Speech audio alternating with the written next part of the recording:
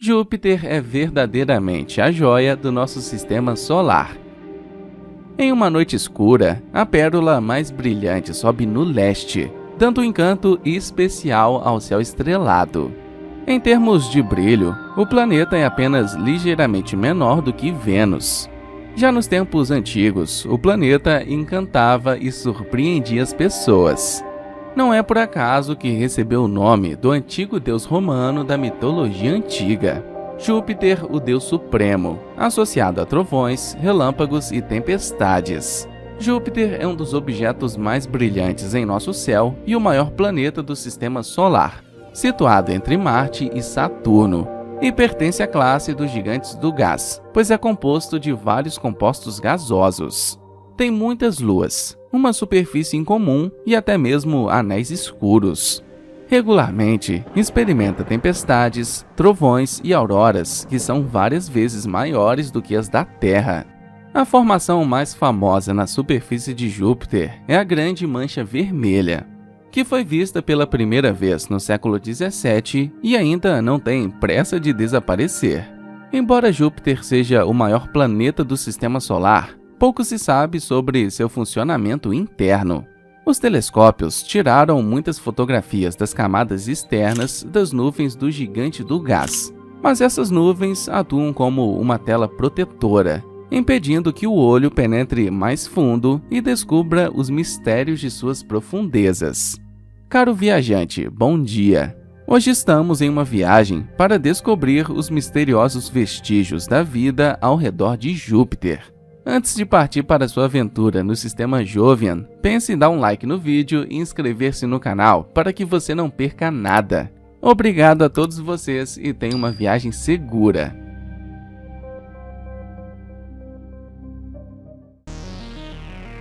Júpiter é o quinto planeta mais próximo do Sol, separado de nossa estrela central por Mercúrio, Vênus, Terra, Marte e o cinturão de asteroides. Quando nossos ancestrais nomearam Júpiter como o rei de todos os deuses, eles não tinham ideia de o quão grande era este planeta. Júpiter é um gigante do gás coberto de nuvens giratórias. Em nosso céu, parece um ponto brilhante, mas com um pequeno telescópio pode ser visto como uma bola branca. A densidade média de Júpiter é de 1,33 gramas por centímetro cúbico, ligeiramente mais alta que a da água.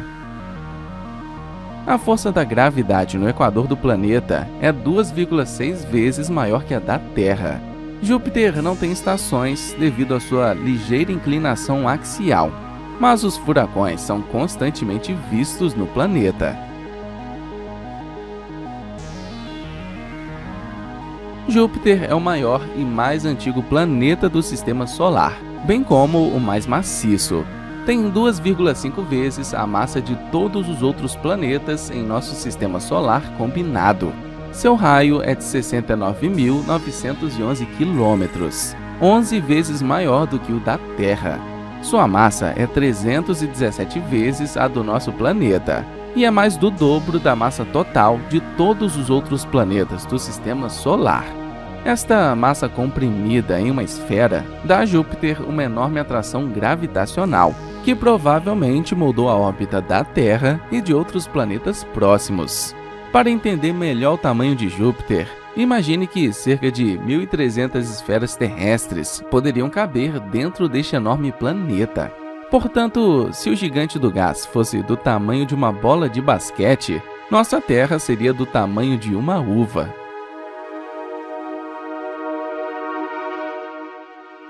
Júpiter possui o campo magnético mais forte de todos os planetas do sistema solar, permitindo capturar e quebrar cometas e asteroides que se aproximam demais do gigante. O último incidente neste contexto ocorreu tão recentemente quanto 1994, quando este protetor planetário nos protegeu de um outro perigo potencial. A gravidade de Júpiter rasgou o cometa Shoemaker-Levy.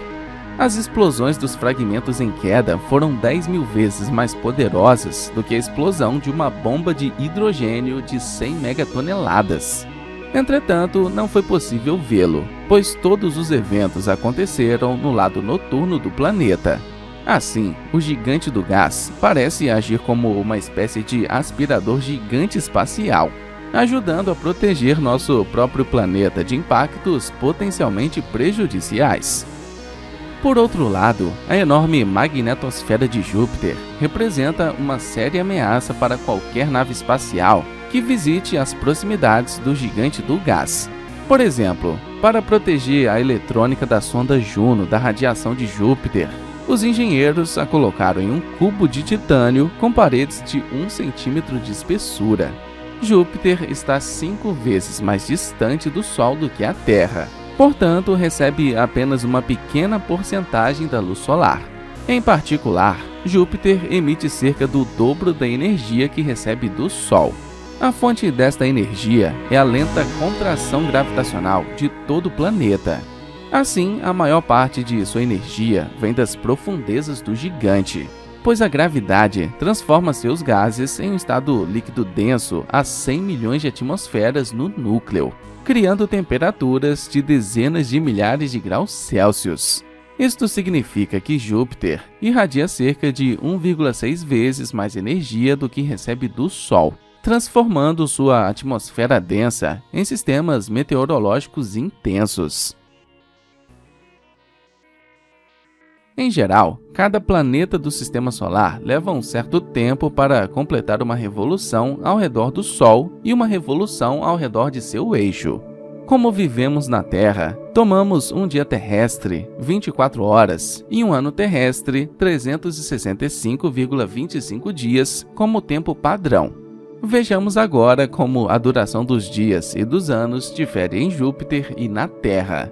Júpiter não é apenas o maior planeta, mas também o mais rápido. Júpiter gira em torno do seu eixo mais rápido do que qualquer outro planeta. Um dia neste planeta dura menos de 10 horas. O tempo exato varia de 9 horas e 56 minutos nos polos até 9 horas e 50 minutos no Equador. O fato é que Júpiter é um gigante do gás. Portanto, não pode se mover da mesma forma que os planetas da esfera sólida. Em vez disso, ele gira um pouco mais rápido ao redor dos postes, o que resulta em uma diferença na duração do dia. Júpiter, por outro lado, orbita a uma velocidade de 13 km por segundo, circundando o Sol em 11,86 anos terrestres, o que corresponde a mais de 4.332 dias terrestres. À medida que os planetas se movem em suas órbitas, a distância entre eles está em constante mudança. Em sua aproximação mais próxima da Terra, Júpiter estava a 588 milhões de quilômetros de distância de nós, e em sua maior distância, a distância era de 989 milhões de quilômetros. Por outro lado, o gigante do gás está a 778 milhões de quilômetros do Sol. Portanto, se você planeja sobrevoar o planeta e não se atrasar, levará uma média de 550 a 650 dias para uma viagem de ida. A Voyager 1, por exemplo, levou 546 dias, enquanto a Voyager 2 chegou a Júpiter em 688 dias. No entanto, se você planeja entrar em órbita, precisará de muito mais tempo, pois a espaçonave tem que diminuir a velocidade para evitar o excesso de velocidade. Por exemplo, a nave espacial Galileu da NASA, cujo objetivo era estudar o sistema Jovian, levou 2.242 dias para chegar ao gigante do gás e para permanecer em sua órbita.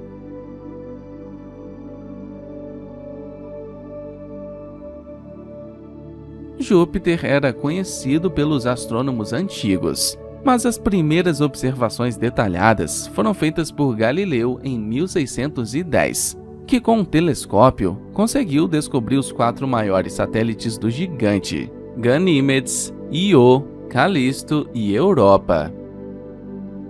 Hoje, estas luas são conhecidas como luas galileias. Na década de 1660, o astrônomo Giovanni Cassini descobriu raias e manchas em Júpiter.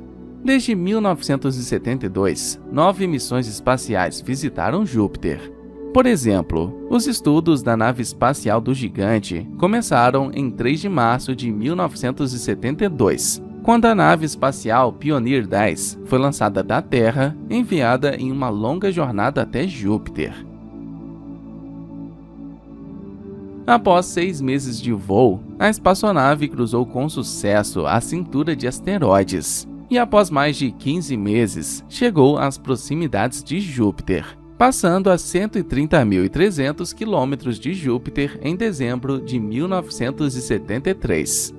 A massa da estação era de 290 quilos, incluindo equipamento científico, que incluía detectores de partículas carregadas, raios cósmicos, partículas de meteoro e plasma, um magnetômetro, um fotopolarímetro, um fotômetro UV, um radiômetro IR e um conjunto de 4 telescópios ópticos. Usando um fotopolarímetro, foram obtidas 340 imagens da cobertura de Júpiter e das superfícies das 4 maiores luas, Io, Europa, Ganímedes e Calisto. Lançado em 1973, o Pioneer 11 voou para Júpiter 3 vezes mais perto do que seu predecessor, a uma distância de 43.000 quilômetros de Júpiter em dezembro de 1974. A sonda espacial passou entre as faixas de radiação e o próprio planeta sem receber nenhuma radiação perigosa.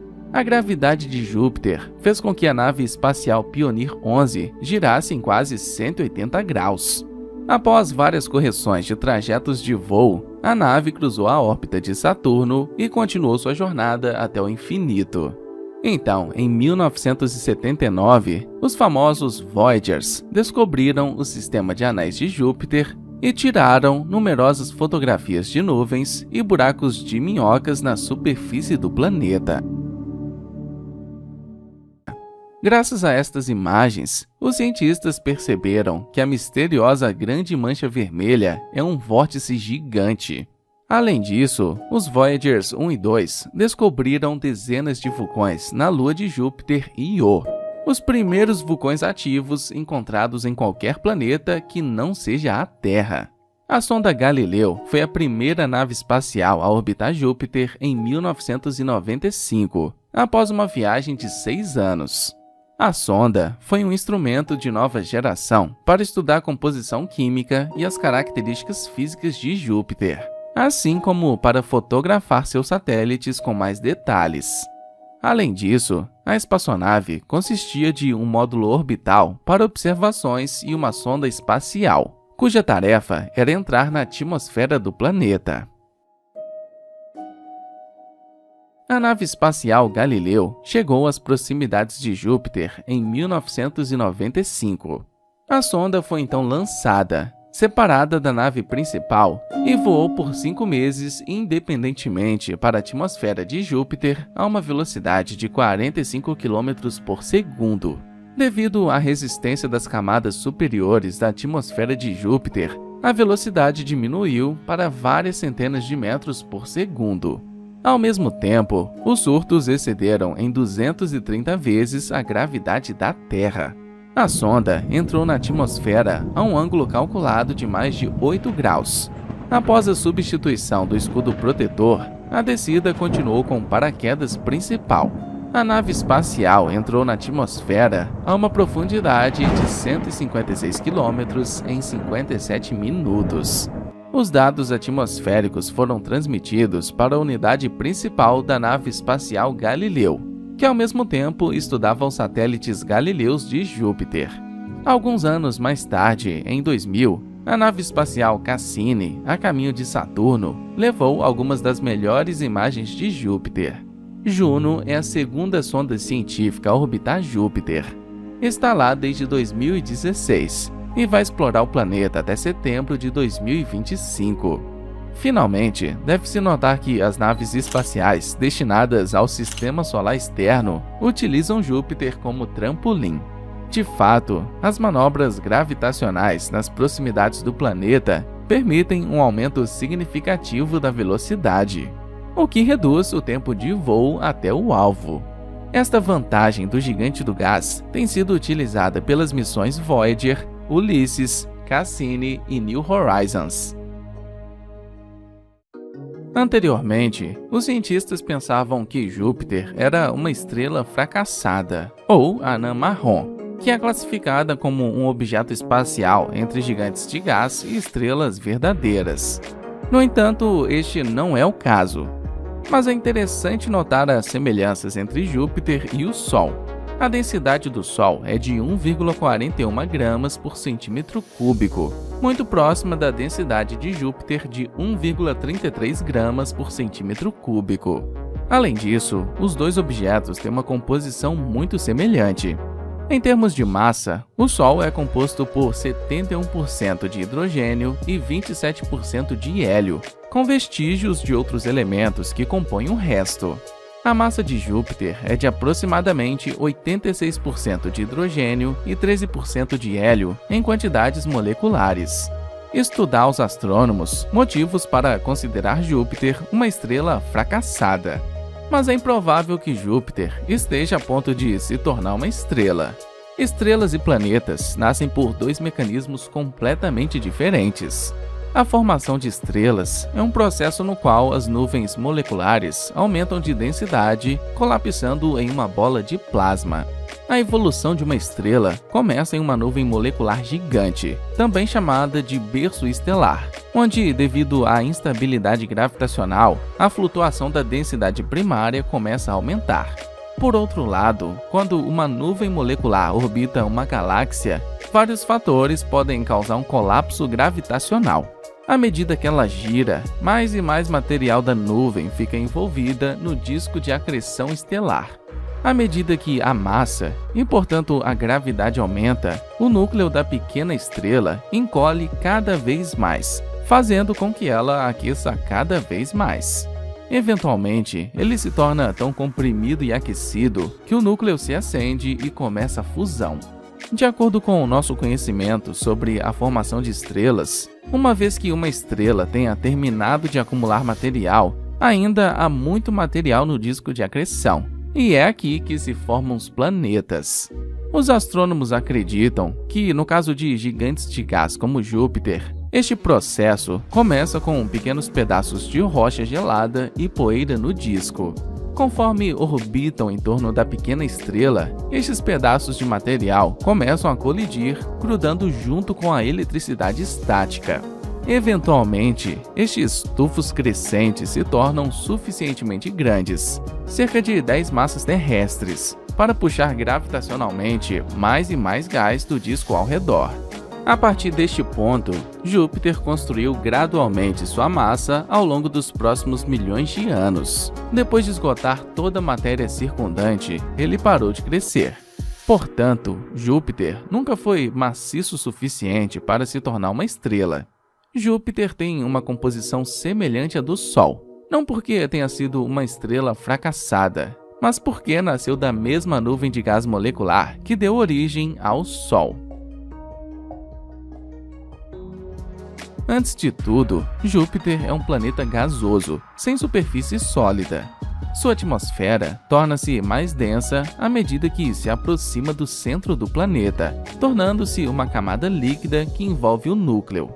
Como os outros planetas do Sistema Solar, Júpiter foi formado há cerca de 4,5 bilhões de anos pela compressão gravitacional de uma nuvem de gás e poeira. Os astrônomos acreditam que os gigantes do gás se formaram inicialmente como planetas rochosos e gelados. Entretanto, o tamanho de seus núcleos, que são várias dezenas de vezes maiores do que os de outros protoplanetas semelhantes à Terra, especialmente Júpiter, permitiu-lhes capturar hidrogênio e hélio da nuvem de gás na qual o Sol se condensou. Júpiter recebeu assim a maior parte da matéria remanescente após a formação do Sol, de modo que sua massa é agora mais que o dobro da dos outros planetas do Sistema Solar. Além disso, a densidade observada leva à conclusão de que a estrutura interna do planeta deve ter a mesma composição que a atmosfera. Este enorme planeta é composto por dois dos elementos mais leves e abundantes do universo. Isto torna sua composição muito semelhante à do Sol e de outras estrelas. Há cerca de 4 bilhões de anos, Júpiter assumiu sua posição atual como o quinto planeta do Sol. O gigante do gás não tem uma superfície sólida tão familiar para nós na Terra. Júpiter é composto principalmente de gás e líquido. A nave não pode pousar ou passar pelo planeta devido à pressão extrema e às altas temperaturas que a destruiriam ou derreteriam. Anteriormente, os cientistas pensavam que o núcleo de Júpiter consistia em um líquido espesso, quente e parecido com lava. Entretanto, sabe-se agora que o núcleo de Júpiter está rodeado por uma camada de hidrogênio metálico líquido. Ele se estende por 90% do raio do planeta. A estrutura interna de Júpiter pode ser representada como uma concha com densidade crescente em direção ao centro do planeta. No fundo da atmosfera, de 1.500 km de espessura, que se torna cada vez mais compacta em direção ao centro, encontra-se uma camada de gás hidrogênio líquido com cerca de 7.000 km de espessura. Abaixo de 17.000 km, onde a pressão é 690.000 vezes maior do que na superfície terrestre e a temperatura excede 6.200 graus Celsius, o hidrogênio muda para o estado molecular líquido e após outros 8.000 km para o estado metálico líquido. O hidrogênio é então comprimido com tal força que adquire as propriedades de um metal.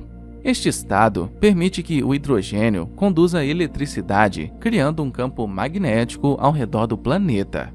O tamanho do campo magnético é enorme, estendendo-se por 650 milhões de quilômetros e capturando ligeiramente a órbita de Saturno.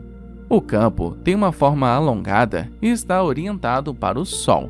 Além de hidrogênio e hélio, a composição das camadas inclui uma pequena quantidade de elementos pesados. Assim, o núcleo interno, com um diâmetro de 25.000 km, consiste em um metalosilicato composto de água, amônia e metano, rodeado de hélio. A temperatura no centro é de 23.000 graus Celsius e a pressão é 50 milhões de vezes a da superfície da Terra. Portanto, há mais calor no centro de Júpiter do que na superfície do Sol. A atmosfera de Júpiter é fundamentalmente diferente da atmosfera da Terra. Ela consiste principalmente de hidrogênio, cerca de 89%, e hélio, cerca de 11%. Mas há pequenos traços de metano, amoníaco, acetileno e vapor de água. A atmosfera do gigante do gás contém cerca de 1% da massa de Júpiter. A título de comparação, a atmosfera da Terra é apenas 1/1000º de sua massa. Esta atmosfera é enorme em tamanho. Mais precisamente, a camada de nuvens está a uma altura de cerca de 1.000 km acima da chamada superfície, onde o estado gasoso se transforma em líquido. Um radiômetro infravermelho mostrou que a temperatura da cobertura externa das nuvens é menos 133 graus Celsius. Se você olhar para o planeta através de um telescópio, verá que sua atmosfera é composta de nuvens densas, formando muitas faixas concêntricas de prata cinza, laranja, amarelo, marrom e azul. Assim, as faixas escuras e as áreas claras são nuvens coloridas nas camadas superiores da atmosfera. O período de rotação dessas camadas densas, que formam um sistema de faixas escuras e áreas claras ao norte e ao sul do Equador, são diferentes.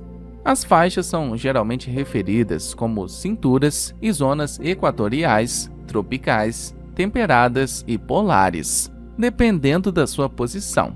Estas faixas coloridas são zonas de downdrafts e updrafts na atmosfera. As correntes atmosféricas paralelas ao Equador são impulsionadas pelos fluxos de calor das profundezas do planeta, a rápida rotação de Júpiter e a energia do Sol. Notavelmente, observa-se uma forte turbulência nos limites das faixas e zonas. Supõe-se que a camada superior da nuvem é formada por nuvens de cirros de amônia e que sob ela há uma mistura de hidrogênio, metano e cristais de amônia congelados. Portanto, a cor das fitas é explicada pela presença de compostos de amônia, polissulfeto e fosfina. Além disso, em altas latitudes, as nuvens formam um campo contínuo com manchas marrons e azuis de até 1000 km de diâmetro. O sistema de anéis de Júpiter é o terceiro sistema de anéis descoberto no sistema solar, depois dos anéis de Saturno e Urano. Mas em Júpiter, eles são escuros e são compostos principalmente de poeira e gás. O sistema de anéis de Júpiter consiste em 4 anéis: o anel Halo, mais próximo do planeta, o relativamente brilhante e muito fino anel principal, e 2 anéis externos largos, grossos e fracos, chamados de anel de Amalteia e o anel de Tebas. Os 2 últimos têm o nome de suas luas componentes. Além disso, parece haver um anel perto da órbita da Lua Himalaya. A observação dos anéis de Júpiter é impossível a olho nu, pois eles são muito escuros e fracos. Portanto, para observá-los da Terra, seria necessário um telescópio muito potente. Mesmo do espaço, elas só podem ser vistas do outro lado de Júpiter quando iluminadas pelos raios solares, ou diretamente no infravermelho. Uma característica distintiva de Júpiter é a presença de manchas. Eles demonstram ser redemoinhos gigantes que podem durar semanas, meses e anos. Uma delas é a Grande Mancha Vermelha, que poderia engolir a Terra inteira. A atmosfera de Júpiter é a sede de tempestades violentas e correntes giratórias. Como resultado, a Grande Mancha Vermelha é um vórtice atmosférico gigantesco no hemisfério sul de Júpiter. Suas dimensões são impressionantes, 12.000 km por 48.000 km. O gás dentro dele gira no sentido anti-horário e sua velocidade excede a de qualquer tempestade na Terra, completando uma revolução completa em 6 dias terrestres. As primeiras observações oficiais deste furacão datam de 1878. Mas Giovanni Domenico Cassini menciona em 1665 uma tempestade permanente que poderia muito bem ser a Grande Mancha Vermelha. A longa existência deste vórtice pode ser explicada pela ausência de uma superfície sólida em Júpiter. Os furacões em nosso planeta desaparecem após o impacto com a Terra, mas a Grande Mancha Vermelha simplesmente não tem essa chance. Entretanto, não está claro se estes fenômenos estão limitados às partes superiores da atmosfera do planeta ou se estendem mais profundamente. Em busca de uma resposta a esta pergunta, os astrônomos analisaram as medições feitas pela nave espacial Juno, que levaram a uma melhor compreensão das características dos vórtices atmosféricos de Júpiter. Usando um radiômetro de micro-ondas para estudar a estrutura vertical da Grande Mancha Vermelha, bem como 2 outras tempestades, os cientistas descobriram que elas se estendem abaixo da camada onde se espera que a água e o amoníaco se condensem, ou seja, as nuvens do planeta. Segundo os cientistas, isto sugere a presença de processos dinâmicos de pequena escala, tais como precipitação e downdrafts, em níveis muito mais profundos do que se pensava anteriormente. Além disso, as análises das medições gravitacionais na área da Grande Mancha Vermelha permitiram uma determinação mais precisa da sua profundidade. Embora a gigantesca tempestade se estenda profundamente na atmosfera, ela ainda é muito menor do que as correntes zonais circundantes, que se estendem muito mais. De acordo com dados, a profundidade do Big Red One não ultrapassa 500 km, enquanto as correntes ao redor se estendem a profundidades de cerca de 3.000 km. Embora a tempestade tenha diminuído consideravelmente em tamanho nos últimos 100 anos, seu diâmetro ainda é maior do que o da Terra. Sua superfície tem diminuído nos últimos anos, levando os astrônomos a se perguntarem se ela se enfraqueceu. Quando as observações começaram, o local tinha cerca de 48.000 km de comprimento e 12.000 km de largura. Desde a década de 1930, seu tamanho vem diminuindo constantemente. Em 1979, era de 23.300 km. Em 2014, era de 16.500 km. A velocidade do vento dentro da Grande Mancha excede 500 km por hora. Entretanto, de acordo com as últimas estimativas, é pouco provável que o grande furacão termine em breve. As auroras de Júpiter são enormes e mais intensas do que as da Terra, mas sua beleza é mais apreciada na faixa ultravioleta.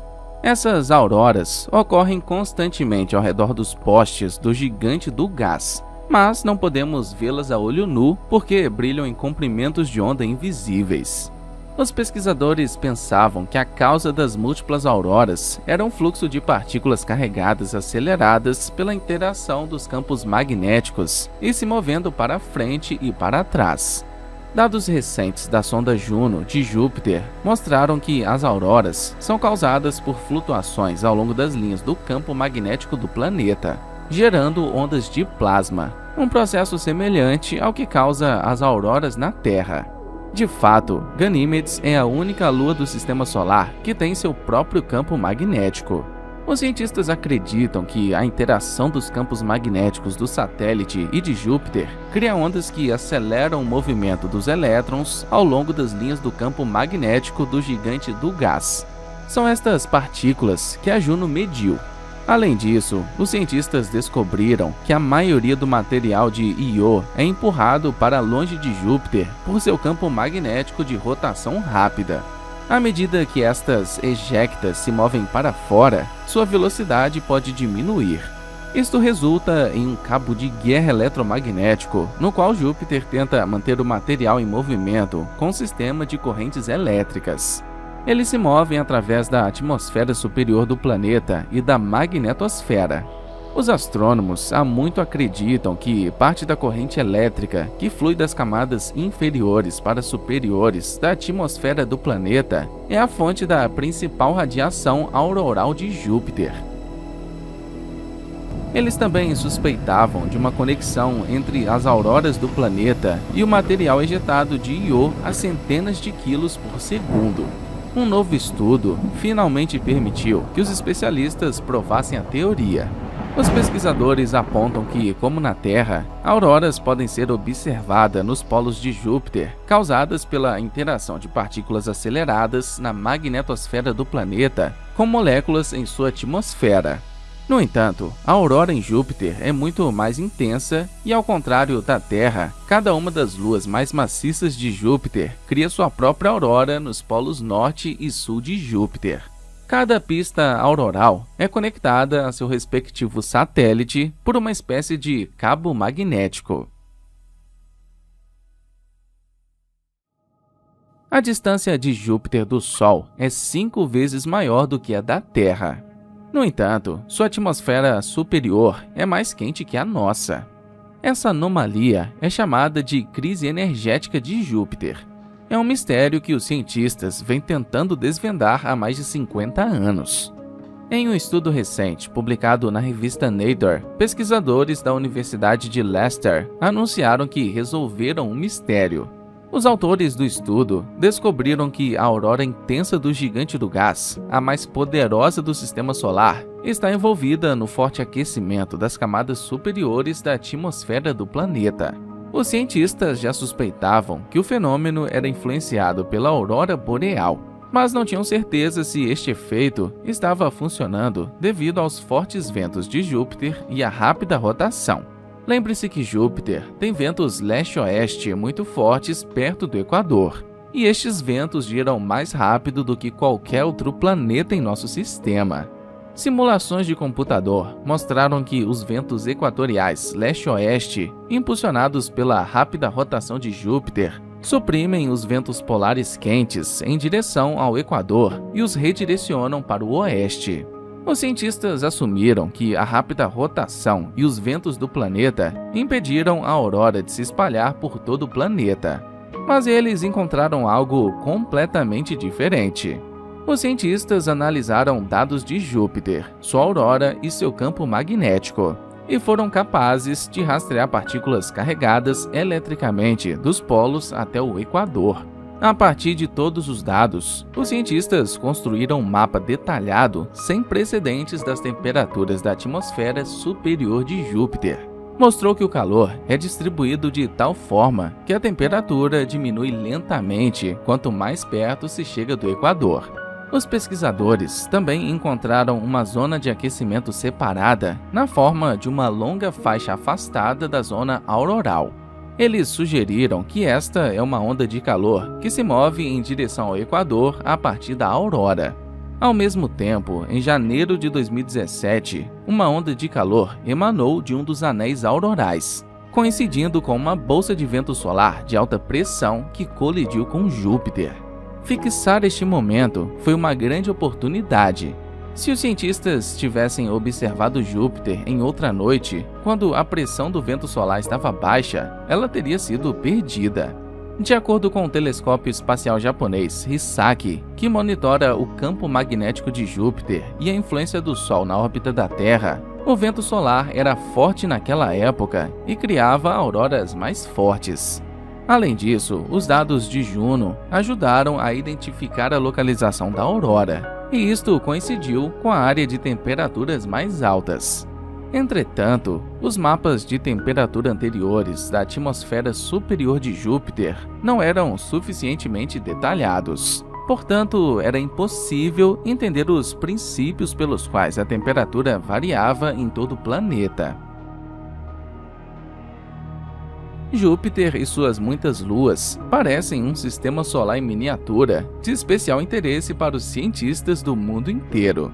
Júpiter tem 79 luas, das quais 53 já têm nome próprio. A maioria das luas é bastante pequena, com cerca de 60 delas não maiores que 10 km de diâmetro. As 4 maiores luas de Júpiter são Io, Europa, Ganímedes e Calisto. Elas também são chamadas de satélites galileus depois de seu descobridor.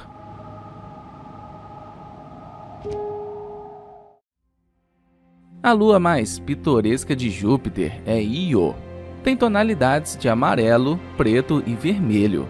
Isto se deve à atividade vulcânica muito ativa, com molas de enxofre que irrompem a 200 km da superfície. O diâmetro de Io, o satélite mais próximo de Júpiter, é de 3.642 km. O dióxido de enxofre e o vapor de enxofre são injetados a uma velocidade de 1 km por segundo a uma altitude de várias centenas de quilômetros acima da superfície de Io.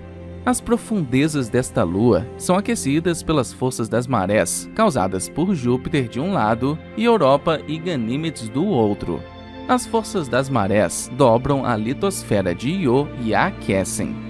Como resultado, a energia acumulada irrompe na superfície sob a forma de vulcões, resultando em uma atividade vulcânica recorde.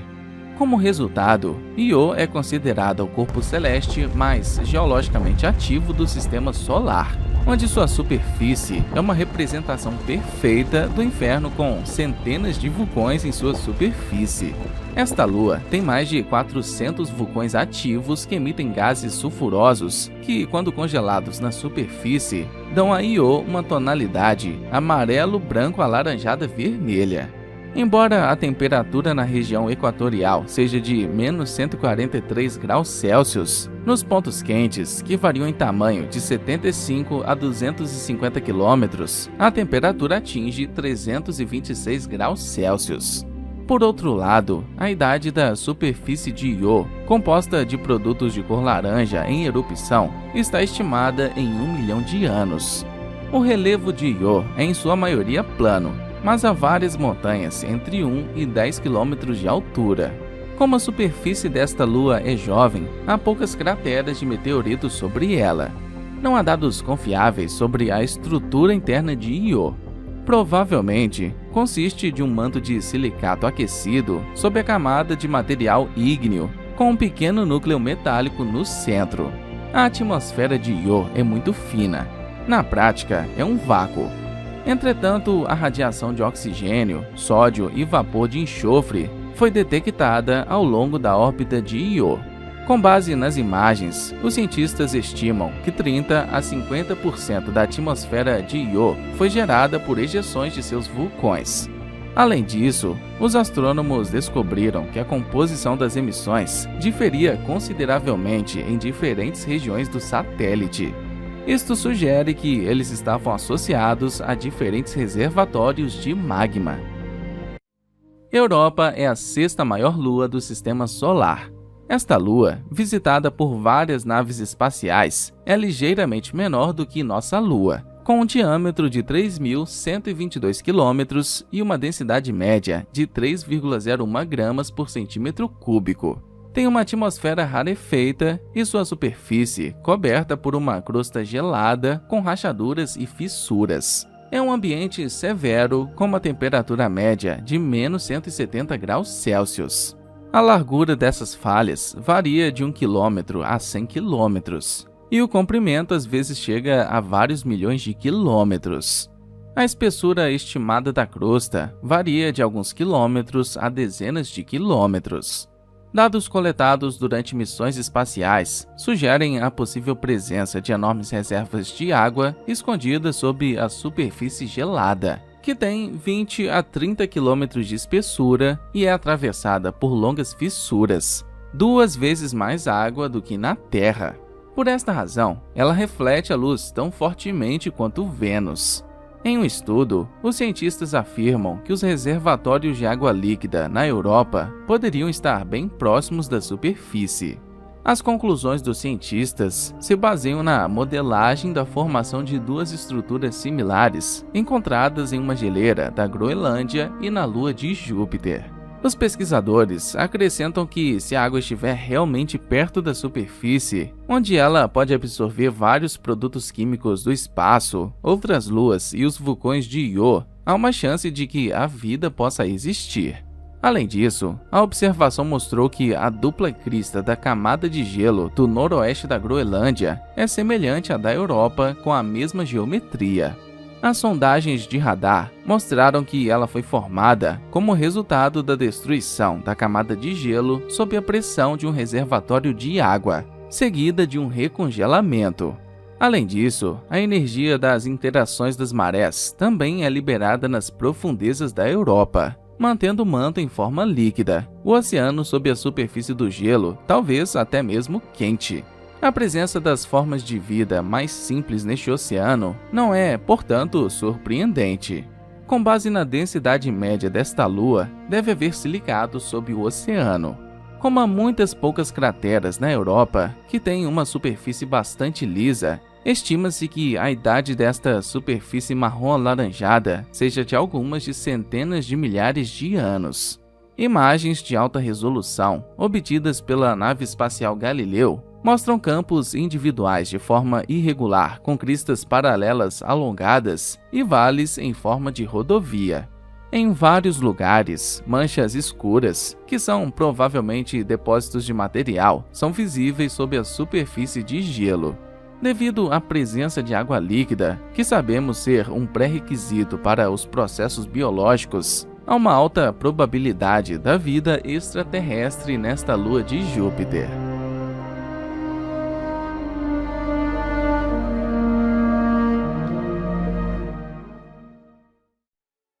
A maior lua do sistema de Júpiter, Ganímedes, é maior que Mercúrio e é a maior lua do sistema solar.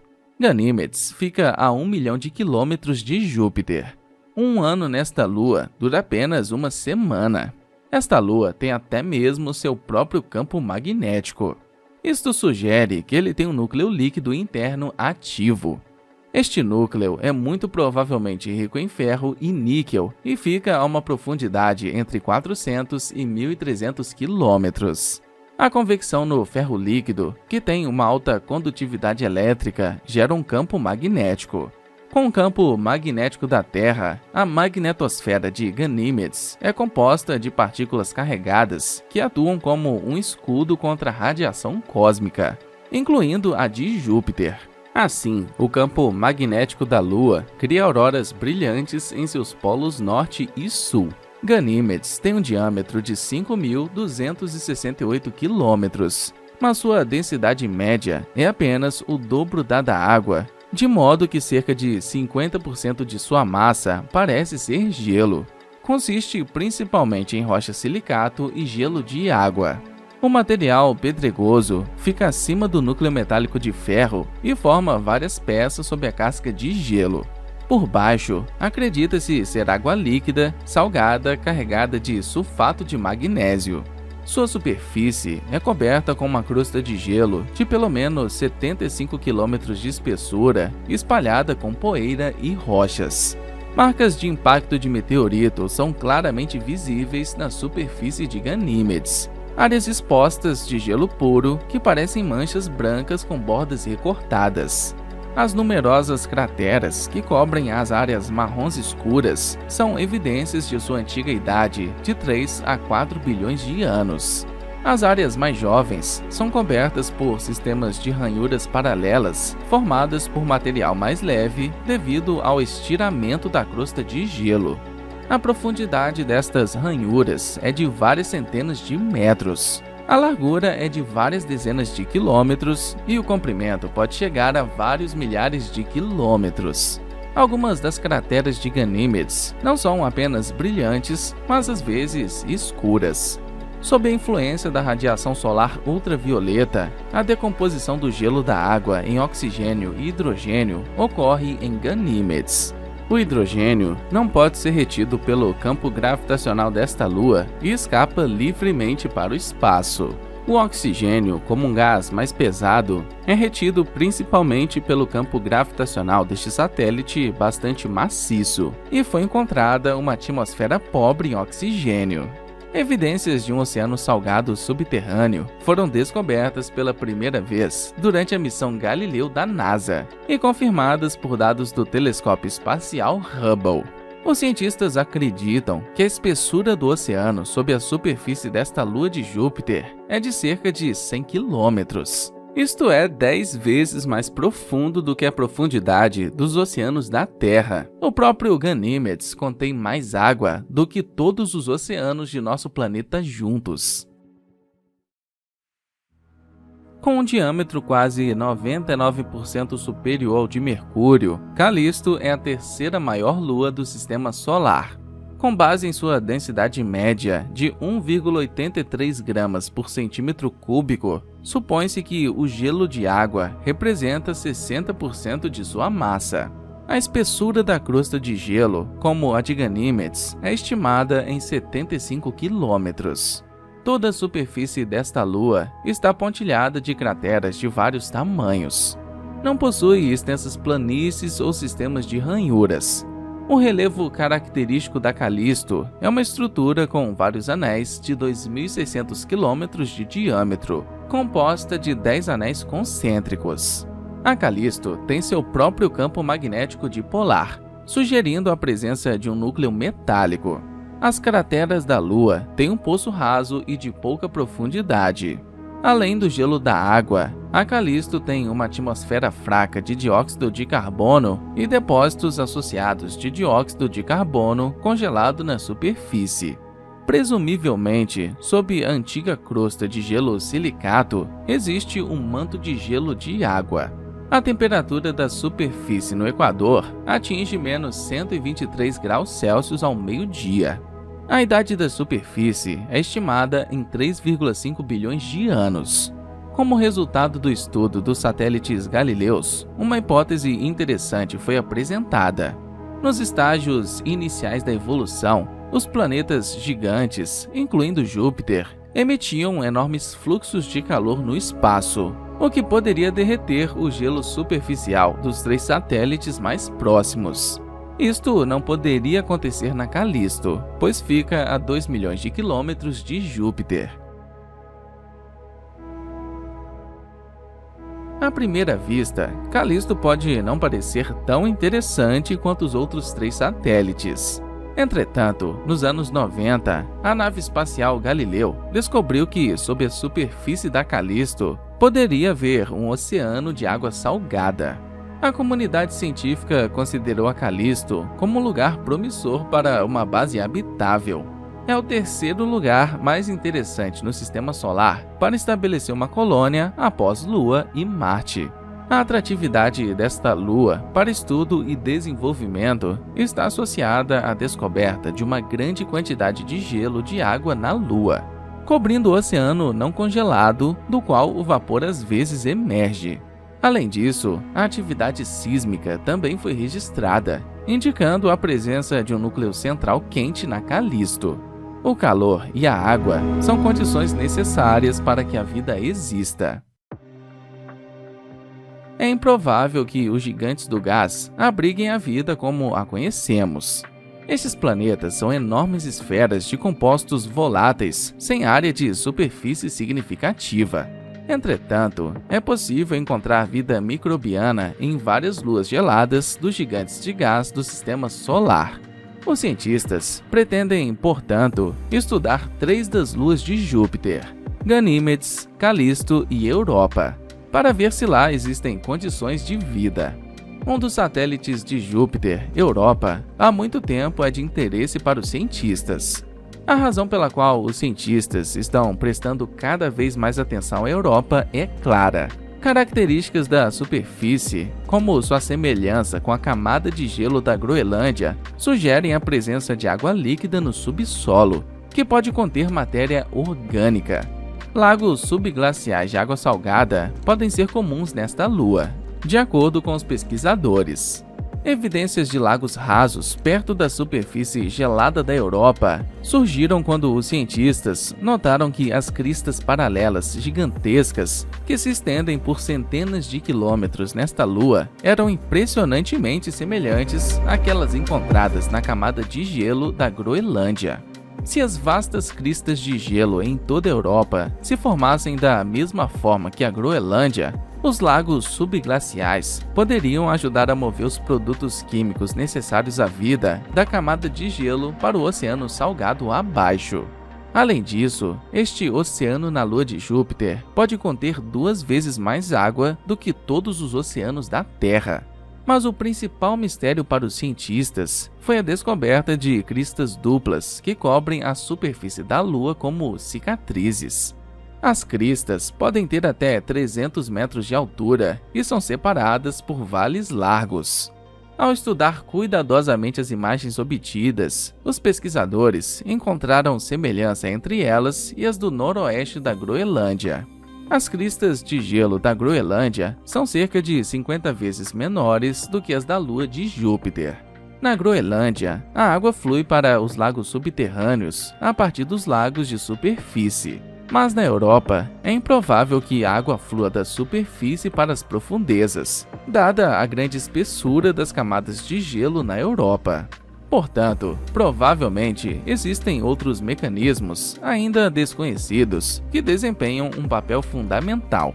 Além disso, o gelo de superfície de Europa atua como uma barreira entre água e oxigênio, que é gerada pela luz solar e partículas carregadas de Júpiter que atingem a superfície gelada. Portanto, se a vida existe em qualquer forma que conhecemos sob o gelo da Europa, o oxigênio deve chegar até lá. Os pesquisadores acreditam que o oxigênio é mais provável que seja transportado pelo sal e pela água de fusão. Quando a camada de gelo de uma lua derrete parcialmente, a água de fusão pode se misturar com o oxigênio da superfície. Recentemente, uma equipe da Universidade de Stanford desenvolveu uma simulação por computador que levou cientistas a aprender algo interessante. Na verdade, este modelo de computador criado pelos cientistas mostrou o que acontece com a água derretida após a formação de uma paisagem caótica. Este processo parece ser uma maneira eficaz de fornecer oxigênio através do gelo. Ao mesmo tempo, 86% do oxigênio absorvido na superfície é transferido para o próprio oceano. Este movimento da água pode ajudar a circular os produtos químicos necessários para que a vida se forme. E se os níveis de oxigênio nos oceanos da Europa são similares aos dos oceanos da Terra, isso é encorajador. Podemos não estar tão sozinhos no sistema solar. Pode haver seres vivos nos oceanos subglaciais da Lua de Júpiter. Além disso, os resultados obtidos durante os trabalhos mostram que esse transporte de oxigênio é possível e que a quantidade de oxigênio que entra no oceano subglacial do satélite pode corresponder à dos oceanos da Terra. Recentemente, a NASA programou o lançamento da sonda Europa Clipper por volta de outubro de 2024, que tentará estudar a Lua Europa, um candidato primordial para a existência de vida extraterrestre ao redor de Júpiter. Os pesquisadores esperam que o seu lançamento esclareça a formação da dupla crista e que a própria nave espacial faça um levantamento detalhado do satélite e descubra se ele tem condições adequadas para a vida. O novo estudo parece facilitar a tarefa, pois a água líquida poderia existir em lagos muito mais próximos da superfície da Europa. Além disso, a nave espacial Europa Clipper estudará de perto a Lua gelada com radar, e o objetivo principal da missão espacial é a busca de água. As tarefas da sonda também incluem o estudo da superfície do gelo e a perfuração no mesmo. Se tudo correr bem, finalmente conheceremos a composição química do oceano subglacial da Europa, enquanto recebemos uma resposta muito esperada para a questão de saber se existe vida fora da Terra. Segundo a NASA, em Ganímedes, devido à interação da água salgada com material rochoso, é provável que exista alguma forma de vida primitiva nesta lua. Mas ela só pode existir sob grossas camadas de gelo, onde não entra luz solar. Isto significa que qualquer organismo deve sobreviver e utilizar fontes alternativas de energia, como as criaturas das profundezas da Terra. Eles também têm que suportar mais pressão do que na Fossa Mariana. Lembre-se que tem mais de 11.000 metros de profundidade. Para estudar a possível habilidade de Ganímedes, a Agência Espacial Europeia, ESA, enviará o Júpiter Ice Moon Explorer JUICE para coletar dados sobre as outras duas luas de Ganímedes e Júpiter, Europa e Calisto. A sonda será lançada entre agosto e setembro de 2022. Entrará na órbita de Ganímedes por volta de 2032. A melhor maneira de explorar um novo mundo é pousar sobre ele. É por isso que os humanos enviaram naves espaciais para a Lua, Vênus, Marte, Lua de Saturno, Titã e outros. Entretanto, Júpiter é o planeta menos habitável do Sistema Solar. Viver em Júpiter não é sequer remotamente possível. Os humanos não poderiam sequer pousar em Júpiter, porque o planeta não tem superfície sólida na qual caminhar ou pousar uma espaçonave. Tentar pousar sobre ele é como tentar pousar sobre uma nuvem aqui na Terra. Na verdade, depois de pousar em Júpiter, uma pessoa simplesmente começaria a cair no planeta, experimentando milhares de vezes a pressão sob a superfície terrestre. Este gigante do gás não tem crosta exterior para impedir sua queda. Tudo o que ele tem é uma faixa infinita de atmosfera. Além disso, você enfrentará temperaturas extremamente altas e flutuará livremente no meio do planeta sem nenhuma fuga. Os pesquisadores acreditam que qualquer nave espacial, por mais durável que seja, não durará muito tempo em Júpiter. Portanto, um módulo terrestre lunar é uma opção tão boa quanto qualquer outra para este cenário hipotético. Mas e se alguém decidir pousar um dia na superfície deste planeta hostil? Como não há oxigênio na atmosfera de Júpiter, a chave é lembrar de trazer muito ar. O próximo problema são as temperaturas abrasadoras, de modo que essa parte também precisa ser cuidada. Agora você está pronto para uma viagem fantástica bem no fundo de Júpiter. Assim, quando você entra na atmosfera superior, você se moverá a uma velocidade de 177 km por hora sob a influência da gravidade de Júpiter. Você entrará rapidamente na atmosfera mais densa abaixo, que lhe atingirá como uma parede. Mas isso não vai detê-lo, e em cerca de 3 minutos você chegará ao topo das nuvens e se encontrará a uma profundidade de 249 quilômetros. Aqui você experimentará uma supercentrífuga indo na velocidade de rotação do gigante do gás. Ao mesmo tempo, cerca de 120 quilômetros abaixo das nuvens, você alcançará o limite das capacidades humanas. Assim, por exemplo, a sonda Galileu, que mergulhou na atmosfera de Júpiter em 1995, durou apenas 58 minutos antes de ser destruída pela pressão avassaladora do gigante do gás. Portanto, assumindo que podemos resistir a este ambiente extraordinário, a esta profundidade você não poderá ver nada. Então você terá que contar com instrumentos para entender o que está acontecendo ao seu redor. A uma profundidade de 692 quilômetros, a pressão é 1.150 vezes maior do que na Terra. Portanto, no ponto mais profundo, a pressão e a temperatura seriam muito altas para qualquer coisa. Mas suponha que você possa encontrar uma maneira de ir mais fundo. Se o fizer, você vai desvendar alguns dos maiores mistérios de Júpiter. Mas infelizmente, você não poderá contar a ninguém sobre esta descoberta, porque a atmosfera do planeta absorve ondas de rádio. Então você estará completamente isolado do mundo exterior. Uma vez atingida uma profundidade de mais de 4.000 quilômetros, a temperatura será 3.371 graus Celsius, 3.371 graus Fahrenheit. Esta temperatura pode fundir tungstênio, um metal com o ponto de fusão mais alto do universo. Seu tempo de queda será de pelo menos 12 horas, e você nem vai chegar à metade do caminho. A uma profundidade de 21.000 quilômetros, alcançará a camada mais profunda de Júpiter. Aqui, a pressão é 2 milhões de vezes maior do que na superfície da Terra, e a temperatura é mais alta do que na superfície do Sol. Estas condições são tão extremas que mudam a química do hidrogênio ao seu redor. As moléculas de hidrogênio são espremidas tão fortemente que seus elétrons se separam para formar uma substância estranha chamada hidrogênio metálico. Isto é muito reflexivo. Portanto, se você tentar usar uma tocha para olhar ao redor, você não verá nada.